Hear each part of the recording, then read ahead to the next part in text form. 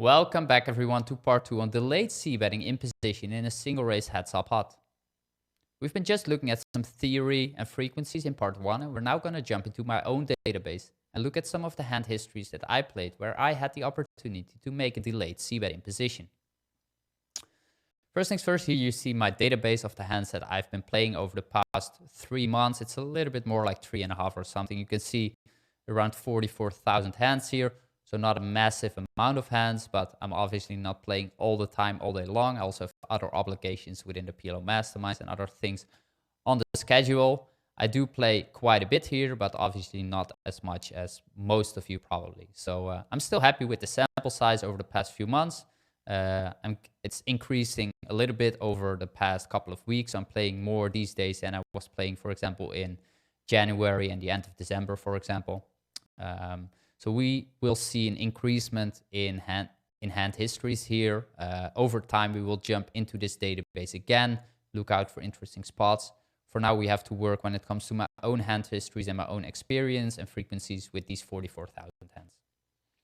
You can see here the frequencies. You can just check them out yourself or stop the video, no problem. I'm not going to jump into all those stats right now because today the video is about delayed c-betting in position. You can see that stat on the right here, which is at 33%. This number is not specifically filtered for single raised heads-up pot in position, so these are more delayed c-bet spots.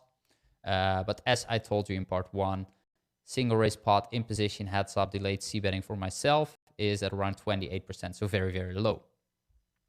However, the success rate of a turn delayed c-bet overall is close to 60%, so very profitable bet at these stakes. Anyway, I have 8 hand histories ready and lined up for you. You can see them at the bottom. I'm going to bring them in. Already got them ready here. And I also got a question list on the right here that we will use to come up with like a good answer whether or not to bet the turn or not. I also have Monker Solver ready at the bottom here for some pre-flop decisions. I haven't looked into those, but I will bring them up because I know that a few hands I already had a question about it myself. Also wanted to tell you that most of these situations I've been looking for turn textures in Monker Solver and analyze them whether or not we should have bet or not based on the same board texture or similar board textures. So you know that I've also been doing some research when it comes to turn transitions there in Monker Solver. Anyway, first things first, we're going to jump into the hand number 1 here, which is ace queen 5-4 suited to the ace. We are in MP, and this is like my first question. I think it's a pretty standard open. At least I would always open this here, but quickly check it here for all of you. You can see here ace queen 5-4 single suited to the ace. It's an open. EV is around 300 milli small blinds. Looking at these 3 combinations, you can see that with the queen high suited it's actually a fold, and I'm pretty sure I would also fold that combination there. Okay, so pre-flop very standard, I would say. We open raise. The small blind is cold calling in this hand example. The big blind folds, and we go to the flop of 7-5-3. Now the small blind is checking, and first of all, you want to think about like how do both the ranges interact here on the flop. I know we're going to talk more about turn delayed c-betting, but I quickly want to address flop textures here as well whenever it's needed or whenever it's interesting. And I think from our perspective with our hand here, we have an interesting decision on the flop already. We know I decided to check back, but I think betting here is actually quite a good option here. We have blockers and we have equity. We have backdoor nut equity as well as the 4 of spades. We have a pair blocker to the board. We have the 4-5, so we have a deuce to a straight and a 6 to a straight, so we do have equity here. And in addition to that, like the small blind's cold calling range doesn't really hit this board too frequently. We'll have, generally speaking, more high cards, more high pairs. Obviously, that's not necessarily always the case at these stakes, but in general, we can assume that players play more high cards than low cards here, of course. So I wouldn't have mind to go for a bet here on the flop. However, I did decide to check back, and the turn comes the 8 of hearts. Small blind now checks again, and now the question is, do we want to take a delayed c-bet here or not? So let's go through these questions at the right and try to come up with a decent answer here. First of all, do I have showdown value? Well, we do have some showdown value with the 5, but it's not really too much here, of course, on this board texture. Did I pick up equity here? Yes, we did pick up significant equity with the backdoor nut flush draw now. We already have some equity, of course, with the 5-4 combination, so we have some straight draws there as well. Did I turn a valuable blocker? Well, not really in terms of like an absolute blocker there to the best made hand at the moment, but we still have that 4 blocking 6-4, for example. But we also now block the backdoor nut flush draw, so we also block some of his continuing range on the turn by picking up that equity ourselves. And then fourthly, what is my opponent's tendency? Well, we don't really know it on this person specifically, at least I don't know it here. But we do know that the population is check folding a lot on turns here when checking twice here. And secondly, if we think about board texture interaction with pre-flop ranges, this board texture shouldn't really hit this range that much, especially if he now checks twice. I think it's a very good opportunity for us to take a step here and try to win the pot right away. And if we get called, we still have a lot of outs and equity. However, we do decide to check back. The river is a 9, our opponent bets, and at this point we have an easy fold, of course. Let's jump to the next question, or the next hand. Here we have ace queen 9-7 in MP. Let's quickly check that one out as well. So we go from ace queen 5-4 to ace queen 9-7. You can see it here. It's with the nut suit. It's also fairly standard open. The EV is actually in milli small blinds a little bit lower actually than with ace queen 5-4. So that's pretty interesting. With the queen high suit, you can see it could be an open, but the milli small blind EV is like almost breaking even. So I would just muck the queen high suit and only open the ace high suit here. Okay. Let's open this one. The small blind is calling again here. Big blind is folding. Now the board comes 6-6-3. Small blind is checking. We are checking again here also on the flop. I mean, we could go for a c-bet here, or we can go for a c-bet here, go betting small. We can check back. I think it's very close. Both would be totally fine. I decided to check back here. And the turn is a 5. Now my opponent checks again. And we have to go through the list of questions to come up with an answer here. First of all, do I have any showdown value? The answer is no, obviously. We have ace queen here. Did I pick up equity? Yes, I picked up significant equity here, blocking, holding now the nut flush draw as well as a gutter to the nut straight. Did I turn a valuable blocker? Well, actually we did. We have the 7 there, so we block 7-4, which is definitely an important blocker, as well as we also have the clubs, of course, in our hand. We have cards closely connected to this part of the board with the 7 and a 9. So yes, we do have valuable blockers.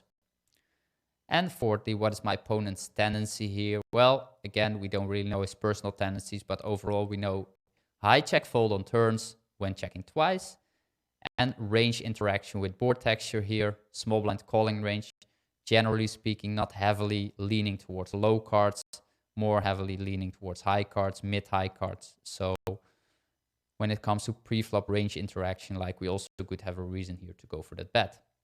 I think in my perspective here, it should be a very, very clear bet. We have no showdown value. We have a lot of equity that we picked up now, and we have a blocker here. So pretty clear bet on my end. However, I decided to check back. Not really sure why I did that, but we know my delayed c-betting frequency is very low. And that is probably also because the case that I did check back a hand like this, for example. I check back, the river is a 6. My opponent checks. We also check at this point with ace queen. And my opponent shows a pair of 8s and he is winning. Let's jump into hand number 3.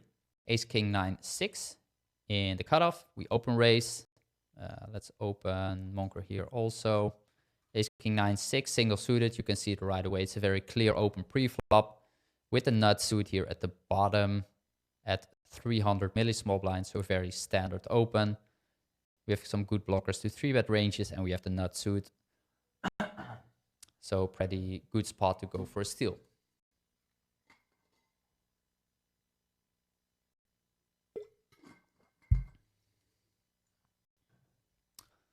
Okay, we open raise. Big blind is calling in this hand history. Big blind is checking on this flop. We are also checking. Very standard, I would say. We don't have equity. We don't have strong blockers. Not much reason here to go for a bet. We don't have a pair blocker. Very standard. We check. And the turn is a 7, and now my opponent checks again. And this is actually a pretty interesting card when you think about it. If we go to the questions here and think about, like, do we have showdown value? Well, the answer is no, obviously. We just have ace-king here. So it's very unlikely that if we go to showdown like this, that we are going to win. Did I pick up equity? Well, yes, actually we did. We did pick up a gutter now. It's not much, of course, but it is something, and everything matters, especially on a rainbow board texture like this. Like, a gut shot definitely has a significant role there. Did I turn a valuable blocker? Yes, we did, actually. We have the 6 in our hand, blocking 6-8 as well as 6-3, so blocking the straights on the board, which is definitely helpful here. And fourthly here, what's my opponent's tendency? Well, checking twice again, big blind, high check fold overall. Very likely to play passive in this spot and to make a fold. Very likely to fold if we bet here, because his check fold frequency is just very high there. So overall, I would say here it's a pretty good spot again to go for that delayed c-bet based on the blocker that we have and based on the fact that we did pick up some equity. We don't have any showdown value here.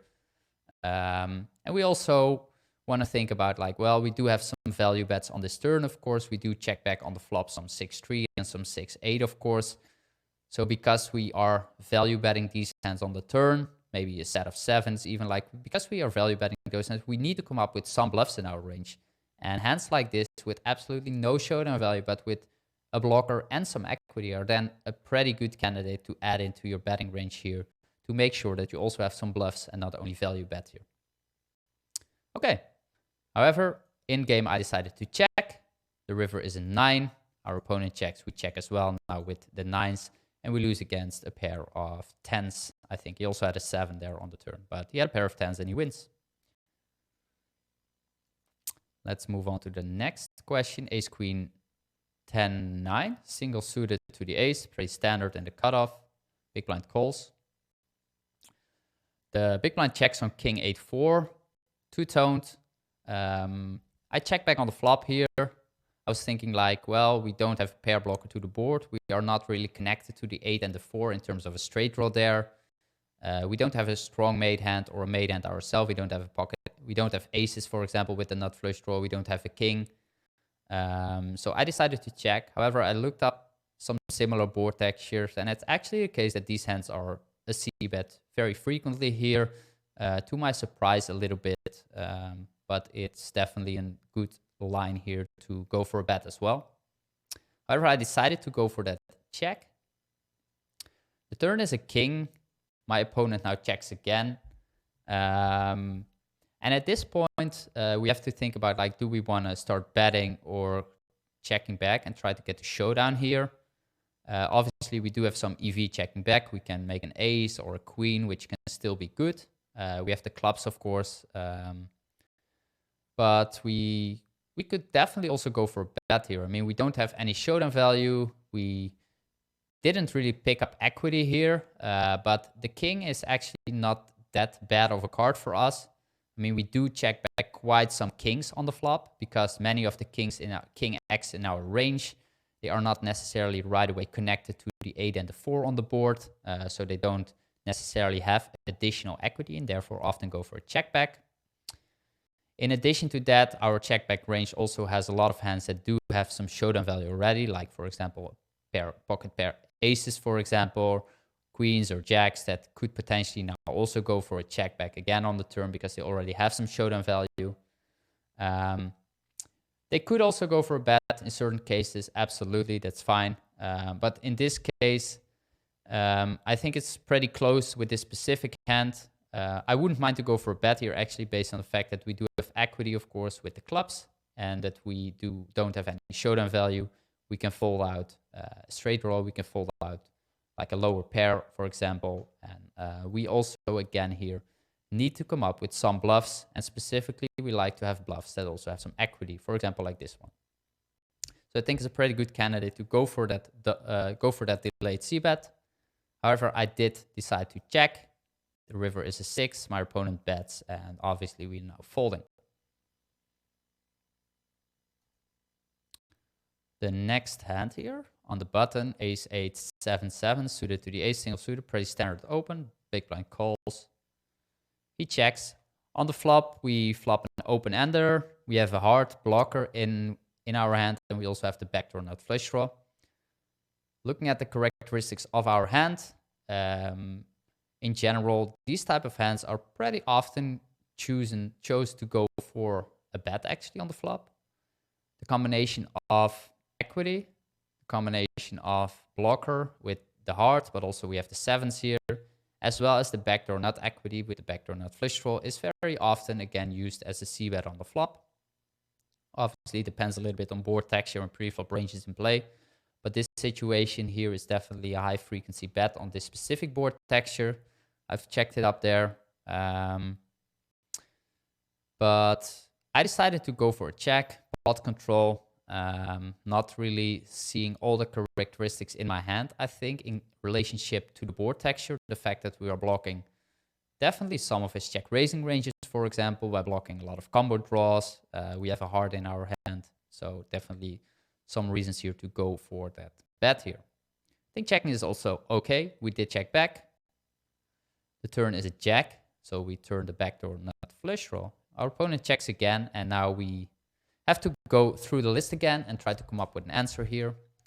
So do we have showdown value? Yes, we do have some showdown value, but like it's not that much really. We do have a pair of 7s, that's about it. Did we pick up equity? Yes, we picked up significant equity, of course, here with the backdoor nut flush draw. Did we turn a valuable blocker? I mean, didn't really change much from flop to turn, so I would keep this one neutral.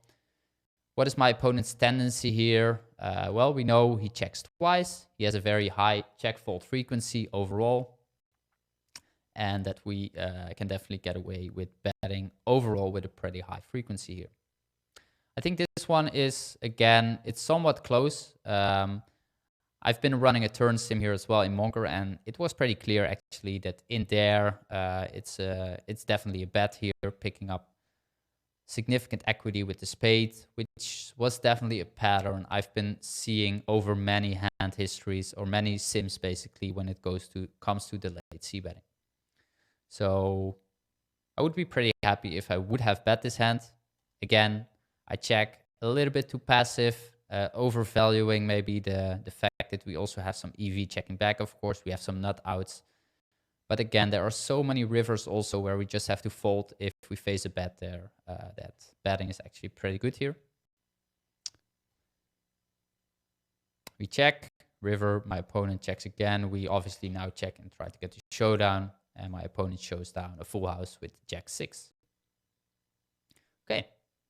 Next hand, ace, queen, 5 deuce, double suited.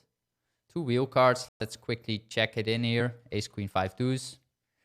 Double suited, you can see it's actually pretty clear open, especially with 2 high suits. With the low suit, the EV drops significantly, and I wouldn't mind to just muck that one. But this one is definitely open. We did open. I think I would also open this always here in MP. Big blind check. Big blind calls. The flop is king 8 deuce, two-toned.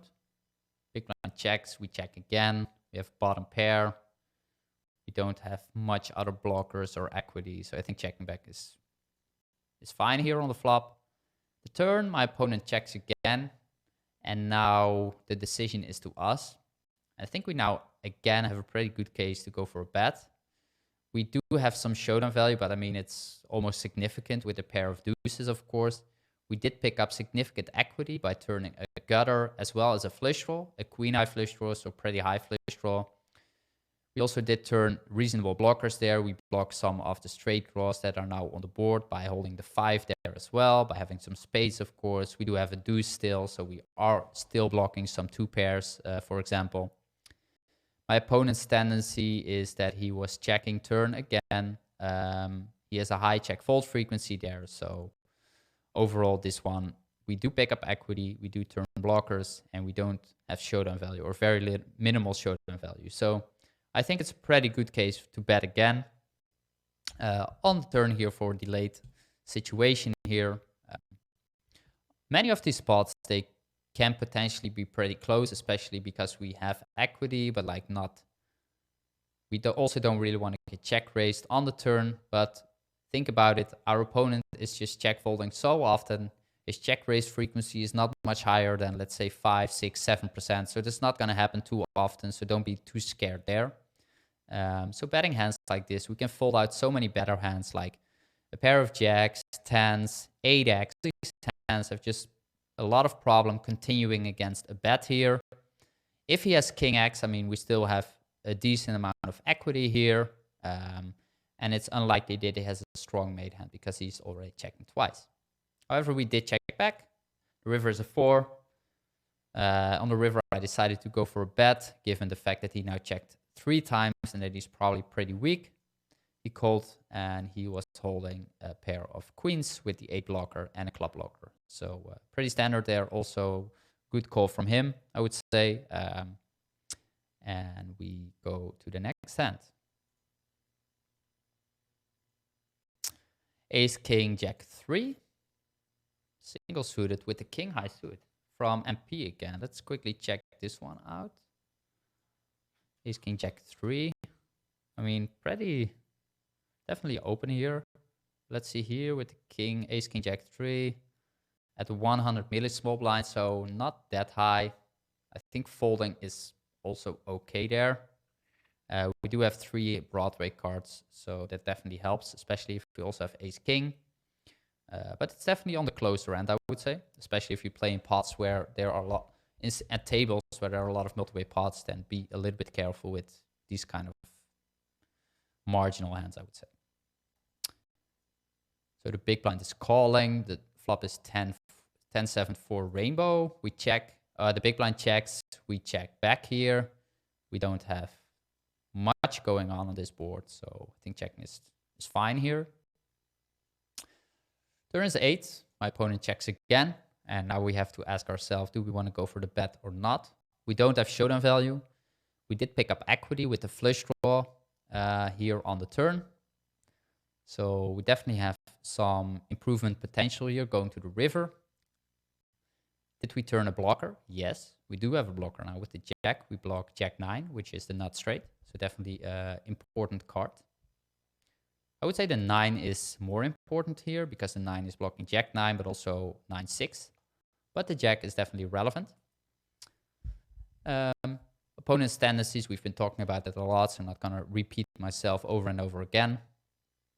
But that question is specifically interesting if you also know something more personal about your opponent, except for the population tendency. So here we have reasons to bet. No showdown value. We picked up equity. We have a blocker. Overall, a pretty good case to go for a bet. However, I decided again to go for a check. Don't really like it.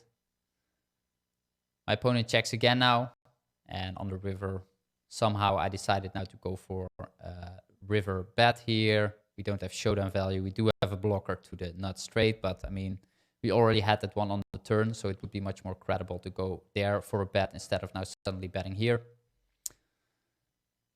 We know from some of the previous video that a check scenario by our opponent is very weak, so I don't mind the bet here because he's just check folding river also very often. But overall, I think it's pretty close here. He calls, and he shows up with a king, queen, 9-5. So we had like a pair of queens. Yeah. So definitely a hand he would have folded on the turn versus a bet. Let's move on to the last hand here. We have 10-9, 8-7, double suited. Pretty nice hand pre-flop, open raising on the button. Big blind calls. Flop is 4-3-3 rainbow. He checks. We're checking as well here. In Monker, I actually saw that a hand like this could also go for a bet on the flop. which is somewhat of a surprise maybe to me, but at least I would not bet a hand like this very frequently, but apparently similar hands are capable of betting here. We check. Turn is a 6 of clubs. My opponent checks again, and now we have a spot. Do we want to bet or do we want to check? We don't have showdown value. We did pick up equity with the clubs, but also with the gut shot. We have a blocker here with the 7, blocking 7-5. My opponent is checking twice on this board texture from the big blind, so it's very unlikely that he's connected to this board now. I think this should be a very clear and standard bet from my end. However, I again overvalue my sort of the EV of checking back, sort of. Like, we do have that flush draw and the gutter.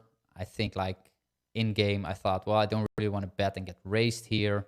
But it's so unlikely that something like that is going to happen. So I would just really like to bet here with my 10 high hand that does have equity and some blockers. So pretty standard bet. I check though. My opponent checks on the river, I think. And we now decide to go for a river bet on the king. My opponent now decides to call. And he has king, queen, jack, 9. So definitely a hand that, again, he would have folded on the turn. But now on the river, he decided to go for the check call.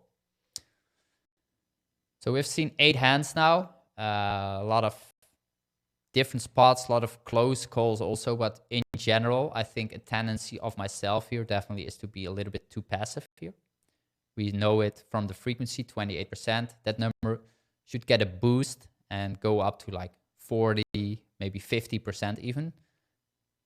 Because we know our opponents are just check folding a lot. We want to do a lot of betting with our complete air on the turn. If we didn't bet those hands on turn, very often take the opportunity to go for a bet on turn, especially if you have any of these characteristics that we have been addressing on the right. No showdown value, equity picking up on turn, blockers, like those kind of things. So I hope this gave you some insights into how I think about these spots, my approach, but also gave you some ideas about your own game plan here. I definitely recommend you to do the same what I've been doing, like check out your database and look out for what is your delayed c-bet frequency. Is it also that low as myself? Is it maybe a little bit higher? But be aware that we can go up much higher here because our opponents are just check folding a lot. We want to take action here. We know that river, our opponent is also very passive, so there are reasons to go for a check again, of course, because our opponent is not stabbing a lot. Rivers out of position in a check flop, check turn scenario. So rivers are also played very passively by him. So we can get to showdown very often in this scenario, but still with low showdown value hands, make sure to become very critically here and to think about that betting is a very, very profitable line here. Hope you enjoyed this one. I definitely did. Found an interesting leak on myself, something that I will work on and get that frequency up. And I hope to see you next week in a new video of the Crushing Small Stakes PLO course here in the PLO Mastermind. Take care and good luck.